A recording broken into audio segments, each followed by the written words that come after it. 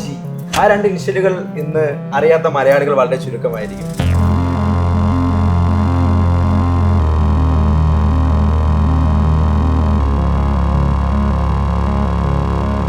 നമ്മൾ എപ്പോഴും ഒരു നെഗറ്റീവ് അത് കഴിഞ്ഞു, അത് പറഞ്ഞും കഴിഞ്ഞു. എന്തിനാ മേജർ രവിയുടെ അത് കഴിഞ്ഞു, മേജർ രവി കഴിഞ്ഞാൽ മേജർ രവി എന്തെങ്കിലും കൂടെ പറയാനുള്ള ഞാൻ തിരിച്ചും പറഞ്ഞു. അതേപോലെ തന്നെ ടിക്കറ്റ് പോട്ട് ഇത്തിരി ആരാ ഡയറക്റ്റ് ചെയ്തേ? അന്നത്തെ മാതൃഭൂമിയിൽ അന്നത്തെ ഇന്റർവ്യൂവിൽ ഞാൻ പറഞ്ഞിട്ടുണ്ട്, ആ പടം ഡയറക്റ്റ് ചെയ്തത് മേജർ രവി അല്ല, അയാളുടെ പേര് മാത്രമേ വെച്ചുള്ളൂ. അത് കഴിഞ്ഞ് ഇനിയും എന്തെങ്കിലും മേജർ രവി പറഞ്ഞാൽ വീണ്ടും കൂടുതൽ പറയും, അത് വേറെ കാര്യം. ഇമുവൽ പദ്രാനന്ദ അല്ലെങ്കിൽ മരടനീഷ് ഇങ്ങനെയുള്ളവരൊക്കെ ഈ സുനിലേട്ടനെ ഈ ഡ്രഗ് മാഫിയയുടെ ഈ കൊച്ചി അധോലോകത്തിന്റെ തലവൻ എന്നുള്ള രീതിയിലാണ്. എൻ്റെ ഒരു ആറ്റിറ്റ്യൂഡ് എന്ന് വെച്ച് കഴിഞ്ഞാൽ, ഒരു ഗുണ്ട എന്നെ പറ്റി പറയണം. ഓക്കെ, ഏറ്റവും ഇതെന്താന്ന് വെച്ചാൽ എൻ്റെ ക്ലാസ്മേറ്റ്സിൻ്റെ ഫ്രണ്ട്സിൻ്റെ അമ്മമാരൊക്കെ ഇടാ അതുകൊണ്ടാണ് ഞാൻ റിയാക്ട് ചെയ്തത്. പലരും വിചാരിക്കണം വൈകുന്നേരം ആയി കഴിഞ്ഞാൽ ഞാൻ അടിച്ച് ഫിറ്റായത്. അതെ, സോ അങ്ങനെ ഇരുന്നോട്ടെ, കുഴപ്പമില്ല. അതെ, അത് അങ്ങനെ ഇരിക്കട്ടെ. അതായത് ഇപ്പൊ നമ്മൾ ഓപ്പറേഷൻ തൂഫാൻ എന്നൊക്കെ പറഞ്ഞ് എല്ലാവരും ഡ്രഗ്സിനെതിരെ നിൽക്കുന്ന സമയത്ത് എന്നെ പിടിച്ചിട്ട് അതിന്റെ മാഫിയ തലവനാണ്. അതാ, ഞാൻ അതുകൊണ്ട് തന്നെയാണ് ഞാൻ ആ ഒരു എൻ്റെ ഒരു പോസ്റ്റ് ഇട്ടത് നല്ലോണം വൈറലായി, ഭയങ്കര ഒരു ഇതായി. ദയവ് ചെയ്ത് എന്നെ പറ്റി ഒന്ന് അന്വേഷിക്കുക എന്ന് പറഞ്ഞു. ഇവരെല്ലാവരും പറയണല്ലോ, ഒന്ന് അന്വേഷിക്കുക എന്നെ പറ്റി. എന്റെ കാസറ്റ് അന്ന് ഒന്ന് പെട്ടിട്ടുണ്ട്, കണ്ടായിരുന്നോ? പിള്ളേരല്ലേ, ഞാൻ പലരും അയച്ചിരുന്നു. എനിക്ക് നിങ്ങൾ ബിലീവ് ചെയ്യില്ല, എൻ്റെ ഫോണിലെടുത്ത് കാണിച്ചു തരാം. ഒരു 500 മെസ്സേജ് ഉണ്ട് എനിക്ക് വന്നിട്ടുണ്ടോ? അതിൽ ഇങ്ങനെ തുറന്നു നോക്കിയപ്പോൾ എനിക്ക് മനസ്സിലായി ഇവൻ്റെ പാട്ട്. പിന്നെ ഞാൻ തുറക്കാൻ പോയില്ല, വിട്ടുകളാ, പിള്ളേരല്ലേ. അച്ഛൻ ഇതൊക്കെ ഇടും, കാരണം ഇത്രയും ഉപദ്രവിച്ച ആളല്ലേ, അപ്പൊ എന്താണ് കൊടുക്കുന്നത്? ഇത്രേ ഉള്ളൂ, കൊടുത്താൽ കിട്ടും, അത്രേ ഉള്ളൂ. സുനിലേട്ടനെ സത്യം പറഞ്ഞാൽ ജെൻസി പിള്ളേരും ഈ 30 വയസ്സിൽ താഴെയുള്ള ഞങ്ങളെപ്പോഴുള്ളവരാണ് ഫോളോ ചെയ്യുന്നത്. കാരണം നിങ്ങൾ ആ വൈബിനോടുള്ള ഇഷ്ടമാണ് നമുക്ക്. കാരണം ഞങ്ങളൊക്കെ കാണിക്കുന്ന പോലെ തന്നെ ഇപ്പോഴും ഇങ്ങനെ നിൽക്കുന്ന ആ ഒരു സാധനം ഉണ്ടല്ലോ, ആ ഒരു സാധനം നമ്മൾ ഈ 60ാമത്തെ വയസ്സിലും ആ സ്ട്രോങ്നെസ്. 60 കളിക്കല്ലേ, പബ്ലിക്കായിട്ട് വെറുതെ ഏജ് 60 എന്നൊക്കെ പറഞ്ഞ് അവളെ ഒരു സീനിയർ സിറ്റിസൺ ആക്കല്ലേ. പിന്നെ രവി സാറിന് നല്ലൊരു മറുപടി കൊടുക്കുന്നുണ്ട്. ഞാൻ വലുതും അടിക്കും, വേണേ ചെറുതും അടിക്കും, വേണേ നിങ്ങളുടെ മുഖത്തിട്ടും അടിക്കും, അങ്ങനെ എന്ത് പറഞ്ഞു? ഇല്ല, അത് പറഞ്ഞില്ല. അതെന്ത് പറഞ്ഞില്ല? അത് നമ്മൾ പറയില്ല. മുഖത്ത് നോക്കി പറയാനുള്ളത്, don't use chemicals, never touch chemicals, it will kill you. അത്രേ ഉള്ളൂ, അതിന്റെ മുകളിലോട്ട് ഒന്നും പറയാനില്ല. ഹലോ, ഹായ്, നമസ്കാരം. ഇറ്റ്സ് മീ ഷിബിൻ ഗാൻസൺ ബർവ. Welcome back to our episode of let's talk Malayalam. OG രണ്ട് വാക്കുകളല്ല, രണ്ട് ഇനിഷ്യലുകളാണ് അല്ലേ? ആ രണ്ട് ഇനിഷ്യലുകൾ ഇന്ന് അറിയാത്ത മലയാളികൾ വളരെ ചുരുക്കമായിരിക്കും.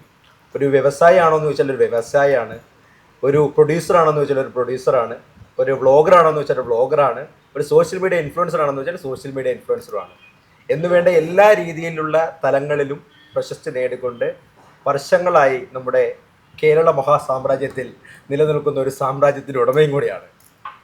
അതുപോലെ തന്നെ ഒരു വിവാദ നായകനുമാണ്. ഇടയ്ക്കിടയ്ക്ക് ഇങ്ങനെ വിവാദങ്ങൾ ഇങ്ങനെ ഒരു പുട്ടിന് പീരെന്ന പോലെ ഇങ്ങനെ ഇടയ്ക്കിടയ്ക്ക് വരുന്നുണ്ട്. മറ്റാരല്ല, സുനിലേട്ടനാണ് നമ്മളോട് പതിയെത്തിയിരിക്കുന്നത്. സുനിലേട്ടാ, സ്വാഗതം. എങ്ങനെയുണ്ടായിരുന്നു ഇൻട്രോ എങ്ങനെയുണ്ടായിരുന്നു? എങ്ങനെ പോകുന്നു കാര്യങ്ങളൊക്കെ? അടിപൊളിയായിട്ട് പോകുന്നു. പക്ഷെ ഈ ഞാൻ പറഞ്ഞ പോലെ തന്നെ ഈ വിവാദങ്ങൾ ഇടയ്ക്കിടയ്ക്ക് ഈ പുട്ടിന് പീര് പോലെ ഇതെങ്ങനെ ഈ സുനിലേട്ടന്റെ ഈ തലയിലേക്ക് തന്നെ വന്ന് ഇങ്ങനെ ആൾക്കാർ കൊണ്ട് ഇങ്ങനെ ഡംപ് ചെയ്ത് പോകുന്നതെന്ന് എനിക്ക് മനസ്സിലാവാത്തത്. അതിപ്പം ഒരു സോഷ്യൽ ഫിഗർ ആവുമ്പം പലർക്കും അങ്ങനെ വന്നാലല്ലേ അതിൻ്റെ റേറ്റിംഗ് കൂടുള്ളൂ. നിങ്ങൾ എന്തിനാ എൻ്റെ അടുത്ത് ഇൻ്റർവ്യൂവിന് വന്ന്? നിങ്ങൾക്ക് റേറ്റിംഗ് കൂടാനല്ലേ? തീർച്ചയായിട്ടും. അല്ലെങ്കിൽ പിന്നെ നിങ്ങൾ അല്ലേ? അപ്പം അതുകൊണ്ടാണ് ആൾക്കാർക്ക് എന്തെങ്കിലും പറഞ്ഞ് എന്തെങ്കിലുമൊക്കെ നമ്മളെ ഇംപ്ലിമെൻ്റ് ചെയ്ത് എൻ്റെ ആകുമ്പോൾ പിന്നെ ചിലപ്പോൾ കാണാൻ ആൾക്കാർ കൂടുതലുണ്ടാവും. അപ്പോൾ അതിൻ്റെ റേറ്റിംഗ് കൂടാൻ വേണ്ടിയിട്ടുള്ള ഒരു സ്വാഭാവികമായിട്ട് അങ്ങനത്തെ ഒരു സാധനമാണ് ഞാൻ കണ്ടേക്കുന്നത്. അതെ. പക്ഷേ അതിൻ്റെ മുകളിൽ കയറിയപ്പോഴാണ് ഞാൻ പതുക്കെ ഒന്ന് റിയാക്ട് ചെയ്തത്. അത് കഴിഞ്ഞു. അച്ഛൻ അല്ല, എങ്കിൽ പോലും മലയാളികൾ, നമ്മുടെ പ്രേക്ഷകർ എന്ന് പറയുന്ന ഒരു വലിയൊരു ഹ്യൂജ് ആയിട്ടുള്ളൊരു പ്രേക്ഷകർ നമുക്കുണ്ട്. അപ്പോൾ അതിലൂടെ കുറച്ചും കൂടി കൂടുതൽ കാര്യങ്ങൾ സുനിലേട്ടിൽ നിന്ന് അറിയണമെന്ന് എനിക്ക് ആഗ്രഹമുണ്ട്. അത്യാവശ്യം എൻ്റെ ഈ പോഡ്കാസ്റ്റുകളെല്ലാം ആ രീതിയിലുള്ള പോഡ്കാസ്റ്റുകളാണ്. സുനിലേട്ടൻ കണ്ടിട്ടില്ലാന്ന് തോന്നുന്നു, എങ്കിൽ പോലും നമ്മുടെ ഷിഹാദിനോടൊക്കെ ചോദിച്ചാൽ കൃത്യമായിട്ട് അറിയാം. നമ്മൾ ആ ഒരു രീതിയിലാണ് പോകുന്നത്. അപ്പം വളരെ കൃത്യമായിട്ട് തന്നെ നമുക്ക് ഇപ്പോൾ ഉണ്ടായ ഒരു വളരെ പ്രധാനപ്പെട്ട ഒരു വിഷയമാണ് മേജർ രവി സാറുമായിട്ട് ബന്ധപ്പെട്ടുണ്ടായൊരു വിഷയം. സുനിലേട്ടൻ സത്യം പറഞ്ഞാൽ സുനിലേട്ടൻ എടുത്ത ചിത്രം തന്നെയാണ് പിക്കറ്റ് 43. പക്ഷേ അത് പിന്നീട് മേജർ രവി സാറിൻ്റെ പേരിലേക്ക് മാറി എന്നുള്ളതാണ് വിവാദത്തിൻ്റെ ഒരു എന്താ പറയേണ്ട ഒരു മൂലബിന്ദു എന്ന് പറയുന്നത്. അതാണ് അവിടെ നിന്നാണ് ഈ വിവാദം തുടങ്ങുന്നത്. അങ്ങനെയല്ലേ? എന്താണ് അതിന്റെ സുനിലേട്ടന്റെ അതാണ് അത് സുനിലേട്ടന്റെ അതിന്റെ കൃത്യമായിട്ടുള്ള ക്ലാരിറ്റിയാണ് നമുക്ക് ജനങ്ങൾക്ക് എടുത്തു. അതിനുശേഷം തിരിച്ച് എന്റെയിലേക്ക് തന്നെ വന്നു. അല്ല, എങ്ങനെയാണ് ഞാൻ ചോദിക്കുന്നത്, ഈ പിക്കറ്റ് 43ലേക്ക് എങ്ങനെയാണ് സുനിലേട്ടൻ എത്തപ്പെടുന്നത്? ഞാൻ എത്തപ്പെടുന്നത് അതായത് സുനിലേട്ടനിലേക്ക് ആ സിനിമ എത്തപ്പെടുന്നത് എങ്ങനെയാണ്? എൻ്റെ അടുത്ത് മേജർ രവി എൻ്റെ സ്ക്രിപ്റ്റ് കൊണ്ടുവരികയും അപ്പോൾ അത് കൊണ്ടുവന്ന് എനിക്ക് ഇഷ്ടപ്പെട്ടപ്പോൾ I decided to do it. എൻ്റെ ഒരു ഔട്ട്ലൈൻ ഐ മീൻ ഒരു 1 ലൈൻ കൊണ്ടുവന്നു. ആ 1 ലൈൻ പൃഥ്വിരാജിനെ കാണിച്ചു. പൃഥ്വിരാജ് അത് വായിച്ച് അത് വേറെ വിധത്തിലാവണമെന്ന് പറഞ്ഞു. പിന്നെ എൻ്റെ ഇവിടെ തന്നെ ആൾക്കാർ ഐ മീൻ 5 റൈറ്റേഴ്സ് ഇരുന്ന് എഴുതി. അങ്ങനെ അത് വന്നു. ഐ മീൻ കണ്ടപ്പോൾ ഒരു ഇൻട്രസ്റ്റിംഗ് സബ്ജക്റ്റ്. അങ്ങനെ ഒരു പ്രൊഡ്യൂസർ അതൊരു നല്ല സാധനമാണെങ്കിലാണല്ലോ പ്രൊഡ്യൂസ് ചെയ്യുക. അതെ അതെ തീർച്ചയായിട്ടും. അല്ലാതെ അപ്പം അല്ല ഞാൻ ചോദിക്കുന്നത്, പിന്നീട് എങ്ങനെയാണ് ഈ അത്യാവശ്യം എന്താണെങ്കിലും ഒരു നല്ല രീതിയിൽ നിൽക്കുന്ന ഒരു ബന്ധത്തിനുള്ളിൽ മാത്രമേ നല്ലൊരു സിനിമ ഉണ്ടാവുള്ളൂ, എൻ്റെ സംശയമില്ലല്ലോ. കാരണം അങ്ങോട്ടും ഇങ്ങോട്ടും തെറ്റിപ്പിരിഞ്ഞു കഴിഞ്ഞാൽ അത് പോയി, നഷ്ടപ്പെട്ടു. അപ്പം അത്രയും നല്ലൊരു ബന്ധത്തിൽ എങ്ങനെയാണ് ഒരു വിള്ളൽ ഉണ്ടാവുന്നത്? എവിടെ നിന്നാണ് തുടക്കം? ഇന്നിപ്പോൾ ഈ കാണുന്ന വിവാദങ്ങളിലേക്ക് നയിക്കുന്നത് ഒരുപാട് വർഷങ്ങൾ. പിക്കറ്റ് 43 എനിക്ക് തോന്നുന്നത് ഏകദേശം 2020 18 19 അങ്ങനെയുള്ള ഇറങ്ങിയ പടമെന്നാണ്. അതിനും 2020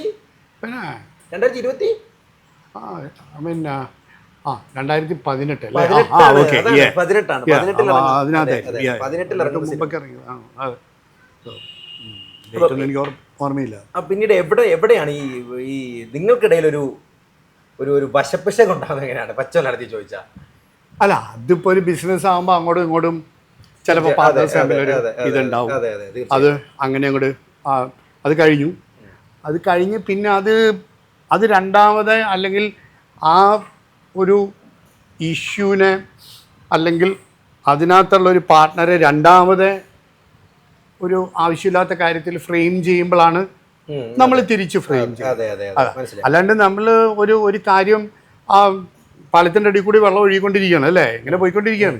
അതിൻ്റെ ഇടയിൽ പിന്നെ വീണ്ടും നമ്മൾ വെള്ളം കൊണ്ടുപോയിട്ട് പിടിച്ചെടുത്താൻ നോക്കുന്നില്ല, അങ്ങനെ പോയിക്കൊണ്ടിരിക്കുകയാണ്. ഒഴുകിക്കോട്ടെ, അത് തന്നെ. അപ്പം നമ്മൾ ആ ഒഴുകുന്ന വെള്ളത്തിനെ പിടിച്ചു നിർത്തി ആവശ്യമില്ലാത്ത ഇത് കാണിക്കുമ്പോഴാണ് നമ്മൾ റിയാക്ട് ചെയ്യുന്നത്. അത്രേ ഉള്ളൂ അതിനകത്ത്.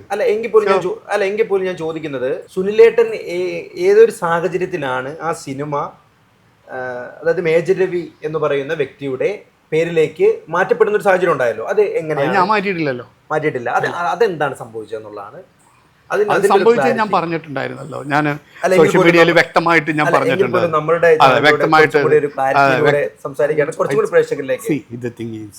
നമ്മൾ എപ്പോഴും ഒരു നെഗറ്റീവ് അത് കഴിഞ്ഞു, അത് പറഞ്ഞും കഴിഞ്ഞു.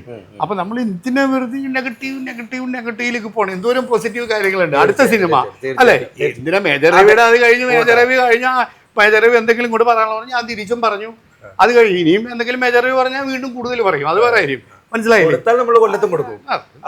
ഫാക്ട്. അല്ലാണ്ട് ഇത്ര നാളായിട്ട് നമ്മൾ ഒരിക്കലും ഒരാൾക്ക് അഗൻസ്റ്റ് ആയിട്ടോ അല്ലെങ്കിൽ ഒരാൾക്ക് അഗൻസ്റ്റ് ആയിട്ടോ പോലും ചില ഗുണ്ടകൾ പോലും ഇവിടെ കിടന്ന് ബഹളം ഉണ്ടാക്കിയിട്ടും അല്ലെന്നുണ്ടെങ്കിൽ ചില സോക്കോൾ സ്വാമിയാർ പറഞ്ഞിട്ട് ഞാനൊന്നും തുറന്നിട്ട് വായി തുറക്കേണ്ട കാര്യമില്ല.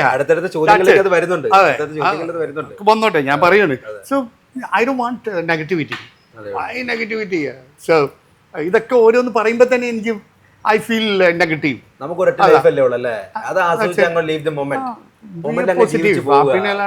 ആ പോസിറ്റീവ് എനർജിയിൽ പോവുക, അതാണ് എനിക്ക് നിങ്ങളുടെ ഇഷ്ടം. നമ്മൾ എന്തിനാ വെറുതെ ആവശ്യമില്ലാണ്ട് അത് എന്ത് ചെയ്തു ഇത് ചെയ്തു അങ്ങനെയാണോ ഇങ്ങനെയാണോ എന്നുള്ളത് ഞാൻ കഴിഞ്ഞത്. വീണ്ടും എനിക്കതിങ്ങനെ ഐ ഡോണ്ട് ലൈക്ക് പിന്നെ പറയാൻ പോലും നെഗറ്റീവ് അതൊക്കെ. So that's why. അപ്പൊ നമുക്കൊരു പോസിറ്റീവിലേക്ക് കിടക്കാം. പുതിയൊരു സിനിമയിലേക്ക് വീണ്ടും ഏറ്റവും ഇഷ്ടം സിനിമ എന്നോട് പറഞ്ഞു. അതായത് നമ്മുടെ ഈ പോഡ്കാസ്റ്റ് തുടങ്ങുന്നതിന് മുമ്പ് ഞാൻ സുനിലേട്ട ഏറ്റവും ഇഷ്ടപ്പെടുന്ന ഒരു സംവിധാനം എന്താന്ന് ചോദിച്ചപ്പോൾ സിനിമ ഞാൻ കാണും, അല്ല ഞാൻ ഈ സോഷ്യൽ മീഡിയ പോലും അധികം കാണാറില്ല, ഇതൊന്നും ഞാൻ അധികം ഉപയോഗിക്കാറില്ല. എനിക്ക് എൻ്റെ തന്നെ തിയേറ്റർ ഇവിടെ ഉണ്ട്, ഞാൻ കാണിച്ചു തരാൻ പോണേ. ഇപ്പൊ ഫുട്ബോൾ ആയത് കാരണം ലേറ്റ് നൈറ്റ് ഫുട്ബോളും എന്നാലും ഒരു സിനിമ കാണും. ഏത് ടീമിന്റെ ആരാധകനാണ്? അർജന്റീന. നമ്മള് മെസ്സി മെസ്സി മെസ്സി അത്രേ ഉള്ളൂ നമുക്ക്. ഇപ്പം അതാ അപ്പം പോർച്ചുഗൽ ഭയങ്കര ആരാധകരാ പോർച്ചുഗലിനും. ക്രിസ്ത്യാനോക്കും കൂടി ഒരെണ്ണം ഇരിക്കട്ടെ എന്നൊരു ചിന്താഗതി ഉണ്ടോ? ഇല്ല, മെസ്സിക്ക് തന്നെ ഒന്നുകൂടി. സോ ബിക്കോസ് ഞാനിപ്പം ഞാൻ ബ്രസീലിലും വേൾഡ് കപ്പ് കാണാൻ പോയിട്ടുള്ളതാണ്, മനസ്സിലായോ? സോ അത് അന്ന് റിയോ ബീച്ചിൽ കംപ്ലീറ്റ് IM വിജയനുണ്ട് കൂടെ. അപ്പോൾ റിയോ ബീച്ചിൽ കംപ്ലീറ്റ് അർജന്റീനിയൻസ് അങ്ങോട്ട് കയറി, ഫുൾ ബീച്ച് കംപ്ലീറ്റ്. ഓർമ്മയില്ല, 2002 അതെ. ഞാൻ എൻ്റെ ഫസ്റ്റ് വേൾഡ് കപ്പ് 1991 ആ സമയത്ത് ഇറ്റലിയിലാണെന്ന് തോന്നുന്നു. ഇറ്റലിയാണ് ജർമ്മനിയാണ്. ആ വേൾഡ് കപ്പിന് ഞാൻ പോയിട്ടുണ്ട്. ബാസി മാലപ്പറമ്പാണ് അന്നത്തെ റിപ്പോർട്ടർ. ബാസി മാലപ്പറമ്പ് എൻ്റെ മുറിയിലാണ് ഞാൻ താമസിച്ചിട്ട്. ആ വേൾഡ് കപ്പിന് ഞാൻ പോയിട്ടുണ്ട്. So it's an experience. അതേ ഉള്ളൂ. ഫുട്ബോൾ അർജന്റീനയുടെ ഒപ്പമാ അല്ല, ബ്രസീലിന്റെ ഒപ്പമായിരുന്നു. അർജന്റീനയിലേക്ക് മാറി ബിക്കോസ് ഓഫ് മെസ്സി. മെസ്സി എന്ന് പറയുന്ന ലെജൻഡിനോട് ഇഷ്ടം പകരം വെക്കാനില്ല. മെസ്സി ഓർ റൊണാൾഡോ എന്നൊരു ചോദ്യം ചോദിച്ചാൽ ഒരു കടുത്ത ഫുട്ബോൾ ആരാധന രീതിയിൽ ഏതൊക്കെ രീതിയിൽ അളന്നാലും മെസ്സിക്ക് പകരക്കാരനാവാൻ പറ്റിയല്ല റൊണാൾഡോയ്ക്ക്, സംശയമില്ല. ഞാൻ അങ്ങനെ വിശ്വസിക്കുന്ന. അത് നമുക്ക് നോക്കാം. ഇനി ഇത് സോഷ്യൽ മീഡിയ ചിലപ്പോൾ ഒരു വിഷയമാകും. എന്നാലും നമുക്കത് നോക്കാം എന്താ സോഷ്യൽ മീഡിയ ആൾക്കാർ പറയുന്നത്. അല്ല ഏത് കോൺ വെച്ചാണെന്ന് അളന്നാലും മെസ്സിക്ക് ഒപ്പം പിടിക്കാൻ പറ്റുന്നില്ല, ഒരു രീതിക്കും പിടിക്കാൻ പറ്റും. അതെ, ഡീസന്റ് പ്ലേ മാത്രമല്ല, ഒരു മനുഷ്യൻ എന്ന രീതിയിലും പുള്ളി ഒരു, എനിക്ക് തോന്നുന്നു മിഷിക തന്നെയാണ്. അല്ലെ, ഒരു അത്ഭുത മനുഷ്യൻ. ഇതുപോലെയൊക്കെ എങ്ങനെ 38-ാം വയസ്സിലും ഇങ്ങനെയൊക്കെ പിടിച്ചിരിക്കാൻ പറ്റുകയെന്ന് പറഞ്ഞാൽ ഒരു അത്ഭുതമാണ്. അപ്പം നമ്മൾ സിനിമയെ കുറിച്ച് പറഞ്ഞുകൊണ്ടിരിക്കുന്ന ഇടയ്ക്ക് നമ്മളൊന്ന് വ്യതിചലിച്ച് ഇങ്ങനെ റൂട്ടൊന്ന് മാറിപ്പോയി. പുതിയൊരു സിനിമ, ഇങ്ങനെ വലിയൊരു സിനിമ പ്ലാനിലാണ്. വലിയ സിനിമ ചെറിയ സിനിമ, 1 അല്ല 2 3 ഒക്കെ ഉണ്ടാവും. പട്ടപ്പെടാന്നാ ഇനി പട്ടപ്പെടാന്നാ പുറകെ ആരായിരിക്കും നായകൻ? ഒക്കെ ഒന്ന് നമ്മൾ വെളിപ്പെടുത്താൻ. സാധാരണ പിള്ളേർ വെച്ചിട്ടുള്ള പരിപാടി ഉള്ളൂ. ചെറിയ പരിപാടി എന്ന് വെച്ചാൽ അങ്ങനെ ചെറുതാവേണ്ട കാര്യമില്ലല്ലോ. പക്ഷെ ചെറുതല്ല പറഞ്ഞത്. അമേരിക്കയിലാണ് ഫുൾ ന്യൂയോർക്കിലാണ് പരിപാടി. ന്യൂയോർക്ക്, ചിക്കാഗോയിലാണ് രണ്ടിടത്തുമാണ് ഷൂട്ട്. ഞങ്ങൾക്കൊക്കെ എന്തെങ്കിലുമൊക്കെ ഒരു അവസരം തരുമോ? ചെറിയ ഓൾവേസ് വിളിക്കും കേട്ടോ. എന്നിട്ട് ഞാൻ ഉപദ്രവിക്കും. എനിക്ക് ശമ്പളമൊന്നും വേണ്ട, എനിക്ക് നല്ലൊരു ക്യാരക്ടർ എന്നാണ്. അപ്പൊ ഇത് ഞങ്ങള് ഇതിലൂടെ തന്നെ പറഞ്ഞു, അടുത്ത സുനിലേട്ടന്റെ പടത്തിൽ എനിക്കൊരു സ്ഥാനമുണ്ട് ഇല്ലേ? പിന്നെ നിങ്ങൾക്കൊരു ഇന്റർവ്യൂ ചെയ്യാനുള്ള സ്ഥാനം ഞാൻ സെറ്റ് ചെയ്തിട്ടുണ്ടാവും. ഒരു കഥാപാത്രം ഭയങ്കര ആക്ടർ, തകർക്കും ഞാൻ. അവസരം തന്നെ തകർക്കും ഞാൻ. സുനിലേട്ടന് സത്യം പറഞ്ഞാൽ സുനിലേട്ടന്റെ ഏജ് ആൾക്കാരല്ല സുനിലേട്ടനെ ഫോളോ ചെയ്യുന്നത്. സുനിലേട്ടനെ സത്യം പറഞ്ഞാൽ ജെൻസി പിള്ളേരും ഈ 30 വയസ്സിൽ താഴെയുള്ള ഞങ്ങളെപ്പോലുള്ളവരാണ് ഫോളോ ചെയ്യുന്നത്. കാരണം നിങ്ങൾ ആ വൈബിനോടുള്ള ഇഷ്ടമാണ് നമുക്ക്. കാരണം ഞങ്ങളൊക്കെ കാണിക്കുന്ന പോലെ തന്നെ ഇപ്പോഴും ഇങ്ങനെ നിൽക്കുന്ന ആ ഒരു സാധനം ഉണ്ടല്ലോ, ആ ഒരു സാധനം നമ്മൾ ഈ 60-ാമത്തെ വയസ്സിലും ആ സ്ട്രോങ്നെസ്.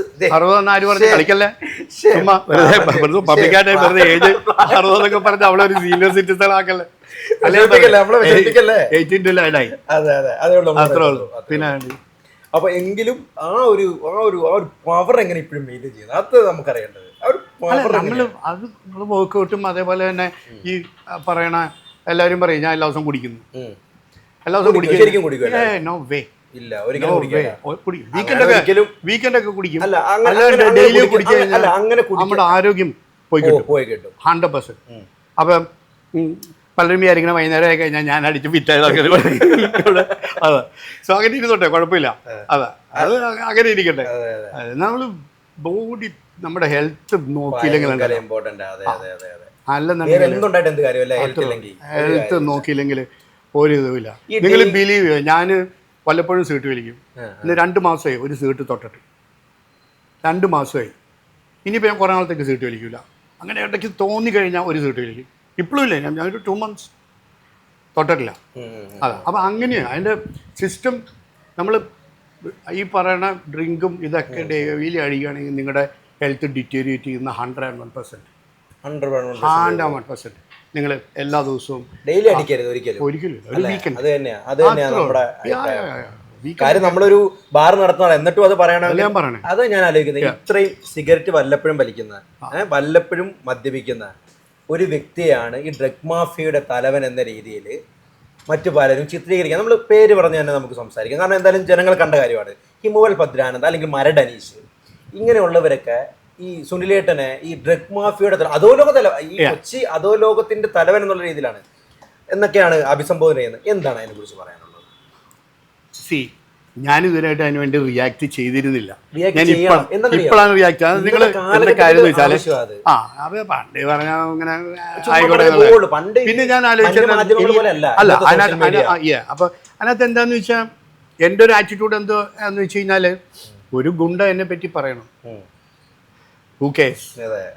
പക്ഷെ എനിക്ക് ഇപ്പോഴും പിടികിട്ടാത്ത ഒരു ഫേമസ് ചാനല് ആ ഗുണ്ട ഇരുത്തിയിട്ട് എന്നെ പറ്റി പറയുന്നുണ്ട്. അത് എന്തുകൊണ്ട് ഞാനൊന്നും പറയുന്നില്ല, എന്തുകൊണ്ടാന്ന് എനിക്ക് മനസ്സിലായില്ല. ഞാൻ റെസ്പെക്ട് ചെയ്തിരുന്ന ചാനലത്. But I don't know why he did it like that. എനിക്കൊരു പിടിയും കിട്ടിയില്ല. It's business. പിന്നെ എന്തിനാ വെറുതെ ആവശ്യമുണ്ട് ചുമ്മാ അന്വേഷിച്ചു പോകാൻ. നമുക്ക് വേറെ പണി കിടക്കണം ഇവിടെ. ടൈം അതാ പറയാം, നെഗറ്റീവ് നോ. എന്തിനാ വെറുതെ അവർ ചെയ്തോട്ടെ. അതെന്താ പറ്റുമെന്ന് വെച്ചാൽ അത് കഴിഞ്ഞു വിട്ടു. അത് കഴിഞ്ഞ് ഇപ്പം വേറെ അടുത്ത ആള് തുടങ്ങി. അപ്പം അത് തുടങ്ങിയപ്പം പല എൻ്റെ ഫ്രണ്ട്സും പറഞ്ഞു you have to react. See ശരിയല്ല, അത് റിയാക്ട് ചെയ്തേ പറ്റുള്ളൂ. എന്താ കാര്യം എന്താണെന്നറിയോ? ഇതിനെ കാരണം ഇവർ പറയുന്നത് ശരിയാണെന്ന് ചിന്തിക്കുന്ന ഒരു വിഭാഗം വരും. അത് നിങ്ങളുടെ ബിസിനസിനെ ബാധിക്കും, കച്ചവടത്തെ ബാധിക്കും. എന്റെ ബിസിനസിനെ കച്ചവടത്തെ ഒന്നും ബാധിക്കില്ല. ഞാന് പക്ഷെ പലയിടത്തും എന്റെ ഫ്രണ്ട്സിനെ അത് ബാധിച്ചു. ഏറ്റവും രസം അറിയാമോ? ഏറ്റവും ഇതെന്താന്ന് വെച്ചാൽ എൻ്റെ ക്ലാസ്മേറ്റ്സിന്റെ ഫ്രണ്ട്സിന്റെ അമ്മമാരൊക്കെ എടാ അവനിതാ. അതുകൊണ്ടാണ് ഞാൻ റിയാക്ട് ചെയ്തത്. അതുകൊണ്ട് മാത്രമേ എൻ്റെ വീട്ടുകാർ, എൻ്റെ കസിൻസോ അല്ലെങ്കിൽ എൻ്റെ ഫ്രണ്ട്സോ അല്ല, എൻ്റെ ഫ്രണ്ട്സിൻ്റെ മദർ ദാറ്റ് ഈസ് 70-80 വയസ്സുള്ള അവരുടെ അടുത്ത് പറയുക, അവരെന്നെ വിളിച്ച് പറയും ഒജി റിയാക്ട് ചെയ്യണം, ഇങ്ങനെ റിയാക്ട് ചെയ്യാൻ ഇരിക്കരുത്. അപ്പോൾ പലരും പണ്ട് എൻ്റെ അടുത്ത് പറയും വിട്ടുകളടാ അതങ്ങനെയൊക്കെ ചിലക്കും, നിനക്ക് ആവശ്യമില്ല, നിനക്ക് എൻ്റെ ആവശ്യമില്ലല്ലോ, റിയാക്ട് ചെയ്യേണ്ട ആവശ്യമില്ല, നിൻ്റെ ബിസിനസ്സും അതിനകത്തൊന്നും ഇത് ചെയ്യത്തില്ല. എൻ്റെ ഇവിടുത്തെ ക്ലയൻസും അതെ, എന്നെ നല്ലോണം അറിയാം ഇവിടെ. അതാ എല്ലാവർക്കും അറിയാം. ഞാൻ ഇപ്പോഴാണ് ഞാൻ റിയാക്ട് ചെയ്യാൻ തുടങ്ങിയത്. ബിക്കോസ് ഇതിങ്ങനെ പറഞ്ഞ് ആൾക്കാരുടെ ഒരു ഇതിനകത്തേക്ക് ഒരു 10% to 20% ആൾക്കാർ എന്തെങ്കിലും ഇല്ലാണ്ട്. എൻ്റെ ഒരു ക്ലോസ് ഫ്രണ്ട് കുറെ ആളെ കണ്ടിട്ട് അത്രയും വിളിച്ച് ചോദിച്ചു, അല്ല എന്തെങ്കിലും ഉണ്ടാവില്ലേ ഇവര് പറയുമ്പോ? പോയില്ലേ? ഞാൻ അന്തം വിട്ടുപോയി. എന്ത് പറഞ്ഞു? മറുപടി എന്തായിരുന്നു പുള്ളിക്ക് കൊടുത്ത മറുപടി?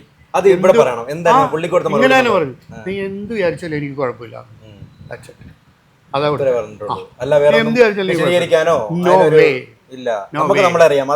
പിന്നെ അല്ലാണ്ട് അത് ആദ്യമേ തന്നെ ഞാൻ പ്രതികരിക്കണമായിരുന്നു. അത് ഞാൻ ചെയ്തല്ലേ, മൈ മിസ്റ്റേക്ക്. അത് ഭയങ്കര മിസ്റ്റേക്ക് ആണ്. My mistake. കാരണം അത് മൗനം ചില സമയത്തുണ്ടല്ലോ നമ്മള് അത് അംഗീകരിക്കുന്നതിന് തുല്യമാക്കി കളയും. എനിക്ക് അറിയില്ലായിരുന്നു. അത് അറിയില്ല എന്ന് പറഞ്ഞാൽ എന്ത് ഞാൻ എന്റെ പറയുകയാണ്. അത് അങ്ങനെ ഒരിക്കലും ചിന്തിക്കരുത് കേട്ടോ. അത് ഭയങ്കര പ്രശ്നമാണ്. കാരണം നമുക്കെതിരെ ഒരു ഭാഗത്തുനിന്നും അറ്റാക്ക് വരുമ്പോൾ അത് പ്രതിരോധം അപരാധമല്ല, പ്രതിരോധിച്ചേ പറ്റൂ. ഇനി പറഞ്ഞു കഴിഞ്ഞാൽ ഓക്കെ തിരിച്ചുണ്ടാവും, തിരിച്ചടിച്ചിരിക്കും. അത്രേ ഉള്ളൂ. അല്ല ഞാൻ ചോദിക്കുന്നത്, ഈ ചില വ്യക്തികൾക്ക്, അതായത് നമ്മൾ ഒരാളെ ടാർഗറ്റ് ചെയ്ത് നമ്മൾ ഒരാളെ ഉപദ്രവിക്കണം എന്ന് തീരുമാനിക്കണമെങ്കിൽ അയാളുടെ എന്തെങ്കിലും ഒരു വെഞ്ചൻസ് ഇല്ലാതെ ഉപദ്രവിക്കുമോ? എനിക്ക് തോന്നുന്നില്ല. 100% വിശ്വസിക്കുന്നു. അല്ല, എന്റെ വിശ്വാസമായിരിക്കും ചിലപ്പോൾ.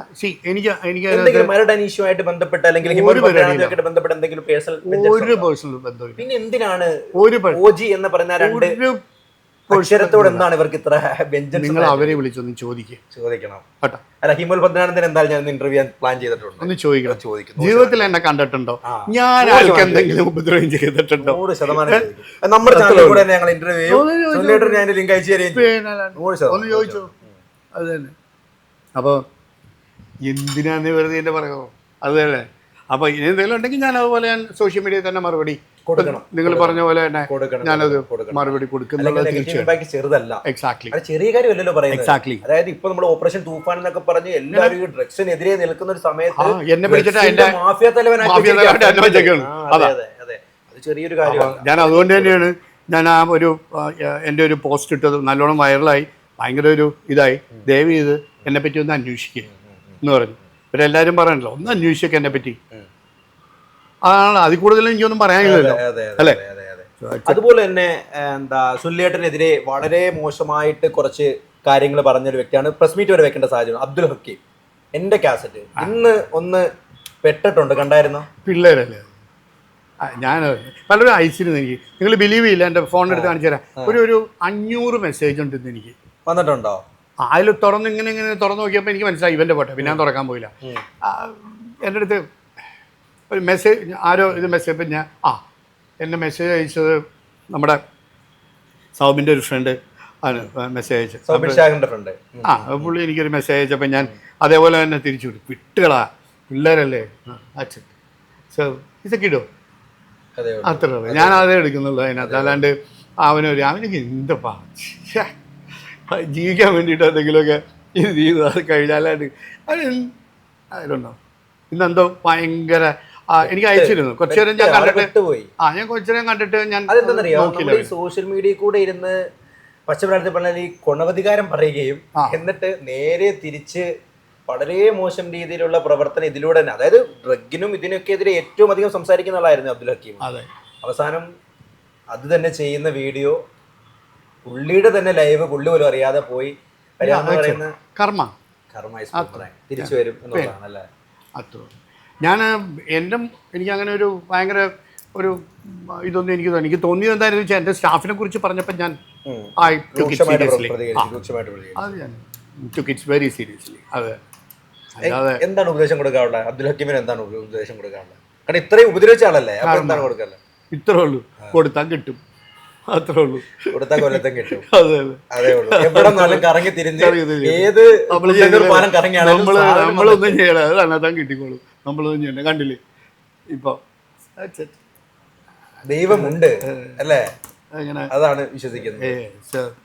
പക്ഷേ എന്താ ഞാൻ ചോദിക്കുന്നത്, ഇത്തരത്തിൽ ഈ സ്വാഭാവികമായിട്ടും ഈ കുടിച്ചോണ്ടിരിക്കുന്ന ഒരു വ്യക്തി പെട്ടെന്ന്, കാരണം അത് വളരെ കൃത്യമായിട്ട് ഒരു ബാറിന്റെ ഓണർ എന്ന രീതിയിലും അത്യാവശ്യം എല്ലാ നൂതനം ഏറ്റവും ഉത്തുംഗ ശൃംഖത്തിലിരിക്കുന്ന ടൈപ്പ് സാധനവും ലോക്കൽ സാധനവും രവി സാറിന് നല്ലൊരു മറുപടി കൊടുക്കുന്നുണ്ട്. ഞാൻ വലുതും അടിക്കും, വേണേ ചെറുതും അടിക്കും, വേണേ നിങ്ങളുടെ മുഖത്തിട്ട് അടിക്കും, അങ്ങനെ എന്ത് പറഞ്ഞോ? ഇല്ല, അത് പറഞ്ഞില്ല. അതെന്ത് പറഞ്ഞില്ല? അത് നമ്മൾ പറയാം. അതാണ്. അപ്പം സ്വാഭാവികമായിട്ടും ഈ അത്തരത്തിലുള്ള, അതായത് ഈ കണ്ടിന്യൂസ് കുടിച്ചോണ്ടിരിക്കുന്നവരുണ്ടല്ലോ, അതായത് 500 രൂപ പണിയും 500 രൂപ പണിയുന്ന 350 രൂപയ്ക്ക് പോയി ജവാനും മേടിച്ച് ഉള്ള സാധനമൊക്കെ കൊണ്ടുപോയി കയറി വീട്ടിൽ പോയി അടിയും ബഹളം അങ്ങനെയുള്ളവരോട് എന്താണ് സുനിലേട്ടന് പറഞ്ഞു കൊടുക്കാറുള്ളത്? Very wrong thing. ഇപ്പം തന്നെ ഞാൻ താഴ്ത്ത് എൻ്റെ നാട്ടിലാരെങ്കിലും ഒരു 2-3 പ്രാവശ്യം റിപ്പീറ്റഡ് ആയിട്ട് കണ്ടാൽ ഞാൻ ചോദിക്കും, എന്തിനാടാ വന്നേക്കണേ പോയെ അതാ. എനിക്ക് ഇവിടെ വന്ന പലരും നമ്മുടെ പിന്നെ അത് ഏത് ലെവലാണെങ്കിലും അതൊരു 2-3 പ്രാവശ്യം അടുപ്പിച്ച് കണ്ടാൽ ഞാൻ പറയാം, എടാ എന്ത് പോയെ ഇത് തന്നെ പണി അത് പറയും ഞാൻ. അതെ, അല്ലാതെ റെഗുലർ ആയി കഴിഞ്ഞാൽ ശരിയാവില്ല. അല്ല, ഞാൻ ചോദിക്കുന്നത് സുനിലേട്ടൻ ഇങ്ങനെ റെഗുലർ ആയിട്ട് അടിച്ചുകൊണ്ടിരിക്കുന്ന ഒരു കാലഘട്ടം എന്തായാലും ഉണ്ടായിരിക്കും. അല്ല, അതൊക്കെ കോളേജ് പഠിക്കുമ്പോഴല്ലോ. ബിസിനസ്സിലേക്ക് കയറി കഴിഞ്ഞതൊന്നും പറ്റില്ല, സമയമില്ല. ആൻഡ് ഓൾസോ നമ്മുടെ മൈൻഡ് ഷാർപ്പ് ആവില്ല. നിങ്ങൾ ആലോചിക്കുക, എല്ലാ ദിവസവും കൂടി ചെയ്യുന്ന നെക്സ്റ്റ് മോർണിംഗ് നമ്മൾ ചെയ്യുന്ന ബിസിനസ് ഷാർപ്പ് ആവത്തില്ല. Mind won't be sharp. അതുകൊണ്ടാണ് പറയണേ ഫ്രൈഡേ സാറ്റർഡേ ഒക്കെ, ഇത് സൺഡേ റെസ്റ്റ് എടുത്ത് മൺഡേ അഗൈൻ വർക്ക്.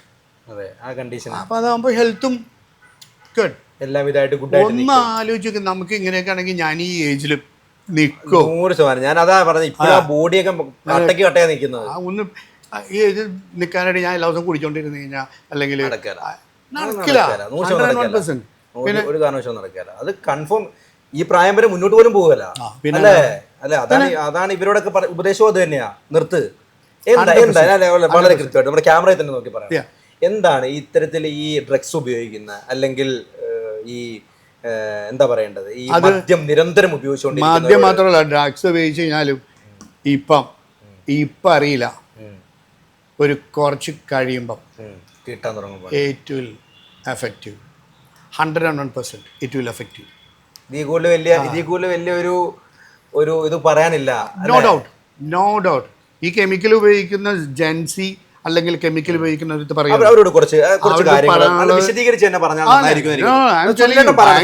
എന്താ അറിയാം, സുനിലേട്ടനൊക്കെ ഒരു കുറച്ച് വളരെയധികം ഫോളോവേഴ്സ് ഉണ്ട് ഈ ജെൻസിയിലും ഈ പിള്ളേരുടെ ഇടയിൽ. കാരണം എനിക്കറിയാം സുല്ലേട്ടൻ എന്ന് പറഞ്ഞാൽ അറിയത്തില്ലാത്തവരില്ല. ഞാൻ ഈ വന്നപ്പോഴും എൻ്റെ സുഹൃത്തുക്കളോട് ആരാടാ ഇന്ന് ഇന്റർവ്യൂ ആരാ, അവിടെ സുല്ലേട്ടൻ, സുല്ലേട്ടൻ, ഓജി സുനിൽ, ആ ഓക്കെ ഓക്കെ ഓക്കെ ഓക്കെ അറിയാം, എല്ലാവർക്കും അറിയാം.